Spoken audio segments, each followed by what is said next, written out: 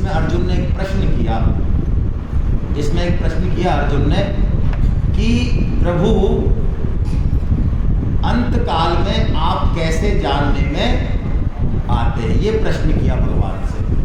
और ये सबसे 7 प्रश्न किए 7वें अध्याय के अंत में। 7 में भगवान ने कहा क्षर को अधिभूत क्या है, क्षर क्या है, अक्षर क्या है, परमात्मा क्या है, हम क्या हैं, ऐसे कर्म क्या है, कर्म के बारे में ही पूछा भगवान से। इन सब प्रश्नों के उत्तर भगवान ने दिए। और 7वां प्रश्न जो सबसे महत्वपूर्ण है उसको पूछा अर्जुन ने, उसके बारे में ही पूछा कि अंत काल में आप कैसे जानने में, यानी जब हम शरीर छोड़ें तो आपकी स्मृति कैसे हो, क्योंकि असली बात यही है। असली बात ये क्यों है? आपको फोटो सेशन में भाग लेना है, आप मॉडल हैं सपोज, या चलो मॉडल छोड़ो, शादी तो हुई, तो शादी में आपने सूट वूट पहन लिए और जो है बढ़िया वो शेविंग वेविंग कर गया, आपका फेशियल कर गया और सब काम कर गया, 2 घंटे से आप बिल्कुल तैयार है, चकाचक हो गए। और जैसे ही उसने क्लिक दबाया आप क्या में मक्खी आ गई, तो आपने ऐसा कर दिया मुँह, बोलो कैसा फोटो आएगा? है अच्छा आएगा? तो 2 घंटे से मेहनत तो कर रहे, तो 1 सेकंड से क्या फर्क पड़ रहा है भाई साहब? हम 2 घंटे से मेहनत कर रहे हैं। हाँ हेलो, तो बस यही पेज है यहाँ। जिंदगी भर जो हमने किया वो बेकार तो नहीं जाएगा, लेकिन जिंदगी भर की कसौटी ये है कि अंत समय में जब शरीर छूट रहा है तब हमारे चित्त की वृत्ति कहाँ है? घर में है, सोने की ईंट में है, कुत्ता में है, गाड़ी में है, पति में, पत्नी में, भगवान में कहाँ है हमारे चित्त की वृत्ति? क्या होगा हमारे जाने के बाद हमारे परिवार का? बहुत बढ़िया होगा, आप बता रहे हो तो सही।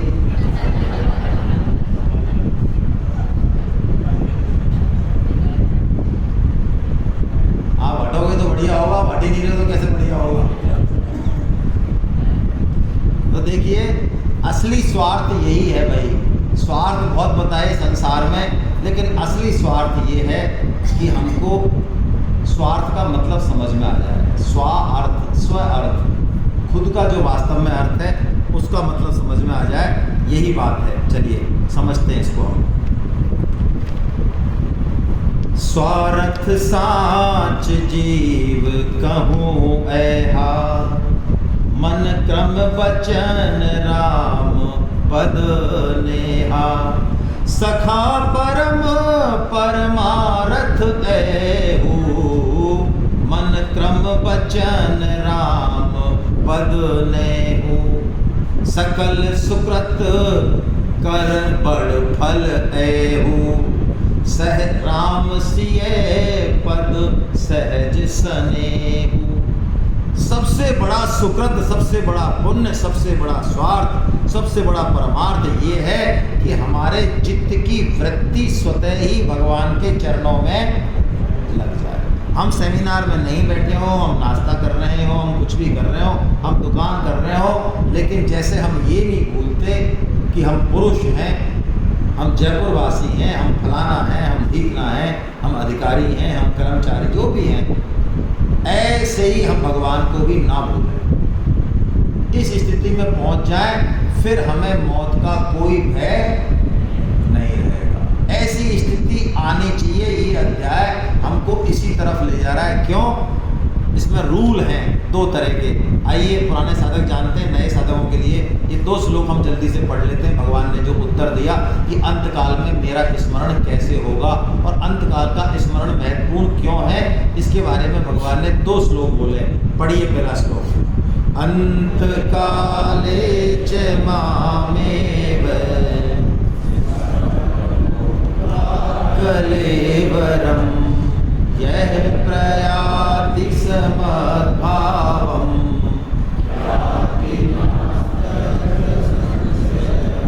यदि यदि अंत काल में भी तू मेरा स्मरण कर लेगा तो तू मुझे ही प्राप्त होगा, इसमें कोई संदेह। कितनी बढ़िया बात भगवान ने बताई। लेकिन अंत काल में स्मरण आना इतना आसान नहीं है। क्यों? अंत काल के बारे में हमको पता नहीं है, कब आएगा, किस स्थिति में आएगा, हमारे आँख कान नाक चालू रहेंगे कि नहीं रहेंगे, हम कोमा में होंगे, हॉस्पिटल में होंगे, कहाँ होंगे, कुछ पता नहीं है। तभी तो कहा जन्म जन्म मुनि जतन कराही, अंतराम कही आवत ना।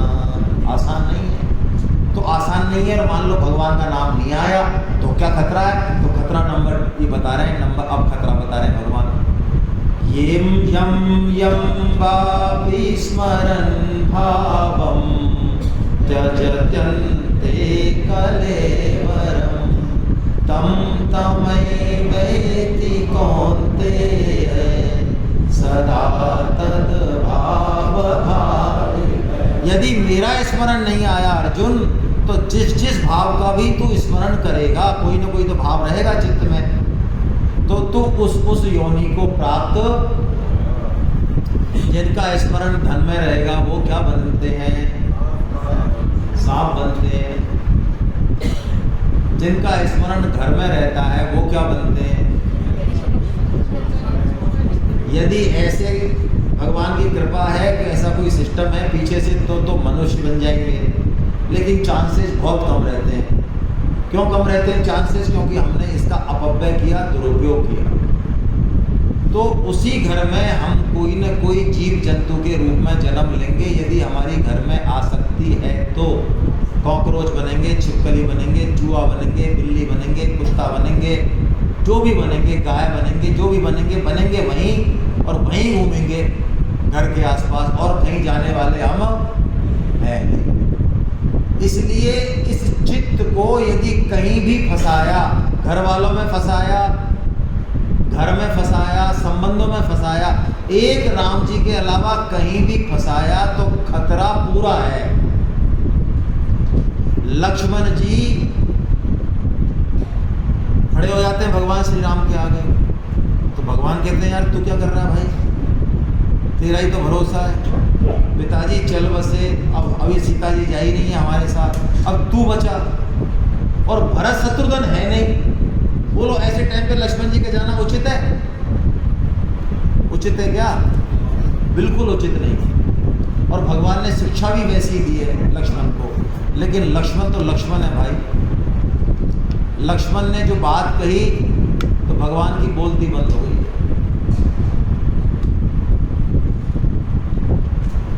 लक्ष्मण ने कहा महाराज ये जो आपने धर्म, नीति और उपदेश दिया ये बहुत बढ़िया है, लेकिन ये उनको दीजिए जो इसके योग्य हो।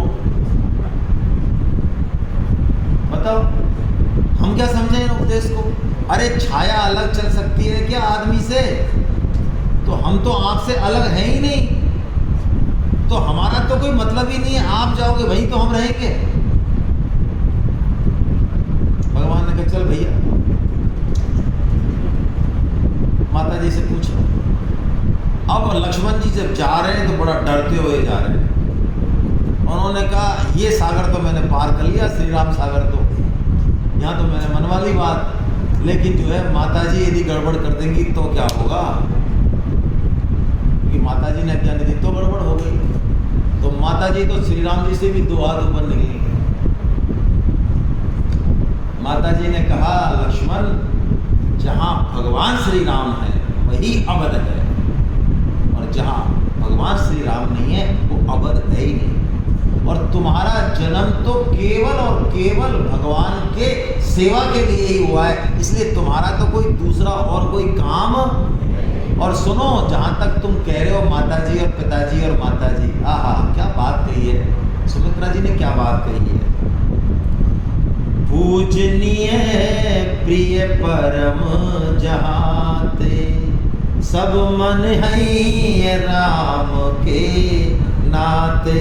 अरे जितने भी रिश्ते हैं, जितने भी नाते संसार में, वो सब राम के नाते हैं। इसलिए जहाँ राम जा रहे हैं वहीं तुम्हें जाना है। राम के साथ ही तुम्हारा वनवास है, अलग से थोड़ी तुम्हें कोई वनवास हुआ है। बस लक्ष्मण जी तो खुश हो गए माता जी के। जिसका ऐसा भाव होगा, जिसकी चित्त वृत्ति भगवान में ऐसे लगी रहेगी, बस उसको कुछ नहीं करना। स्वामी जी कहते हैं हम जितना जीवन शेष है उसमें भगवान के प्रति चित्तवृत्ति लगाने की जिम्मेदारी हमारी। कथा कीर्तन करना, राम ही सुमरिए राम ही गाइए। अरे सब मानस पड़े हुए बरसों हो गए, सब गया, लिख के लाने पड़ती है। तो सारे काम जो है जैसे ही राम के साथ जुड़ेंगे उसके बाद फिर कोई दिक्कत नहीं है। फिर बाहर से चाहे कुछ भी करते रहो, अंदर से कोई दिक्कत नहीं है। जैसे कबीर जी कहते ना, कबीरा प्याला प्रेम का अंतर लिया लगाए, रोम रोम रोम रोम रोम रोम में रमी रहा और अमल क्या खाए।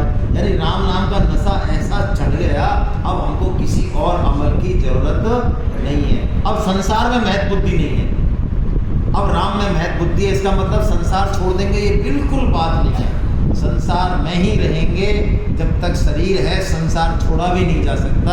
जब तक प्रारब्ध है शरीर से कर्म होंगे, प्रारब्ध करा लेगा। लेकिन हमारी महत्व बुद्धि किधर है, इस पर सब कुछ डिपेंड करता है। यदि हमारी महत्व बुद्धि संसार में है और परमात्मा में नहीं है तो फिर सब बेकार है। महत्व बुद्धि की बात है असली। यदि महत्व बुद्धि परमात्मा में हो गई तो फिर कोई दिक्कत नहीं है। फिर चाहे ऊपर से किसी भी भेष में रहें, कुछ भी करते रहें, जो कर्तव्य कर्म मिला है अंदर से सिस्टम चलता रहेगा। एक बार एक संत थे, तो उनको एक बड़े आदमी थे, वो बुलाया करते थे कभी कभार सत्संग के लिए।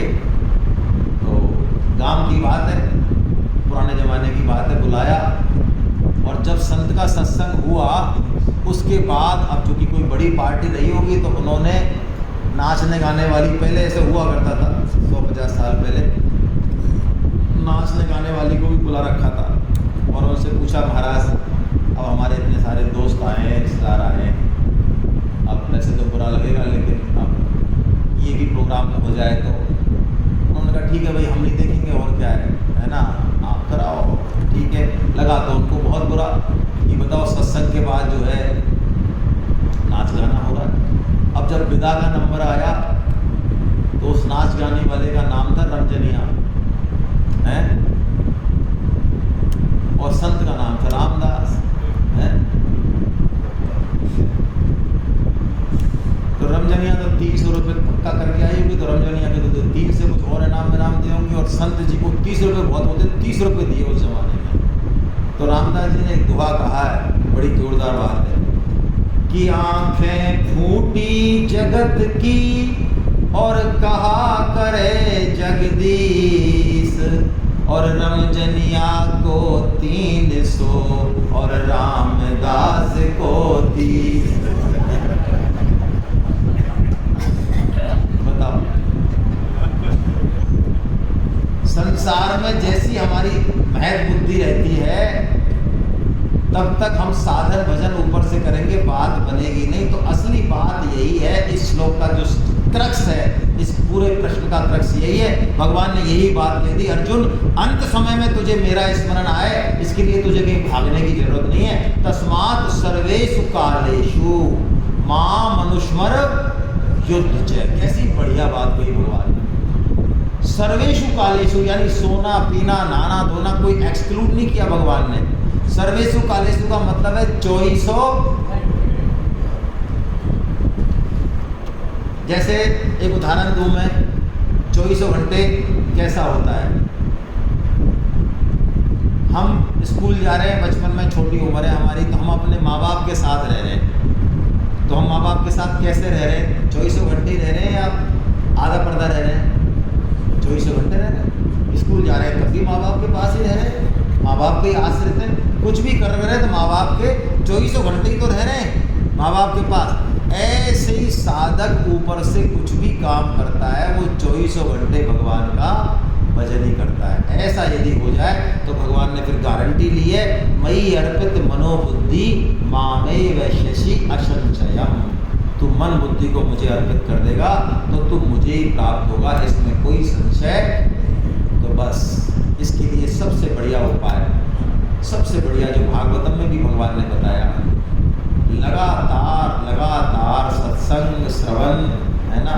और सत्संग श्रवण और गीता प्रचार ये एक ही बात है, और इसी में नाम जप और जोड़ ले बस, इसके अलावा और ज़्यादा कुछ है ही नहीं। हरे कृष्णा हरे कृष्णा। आपके मन में कोई प्रश्न हो तो हम कर लें, नहीं तो हम, हाँ बताइए।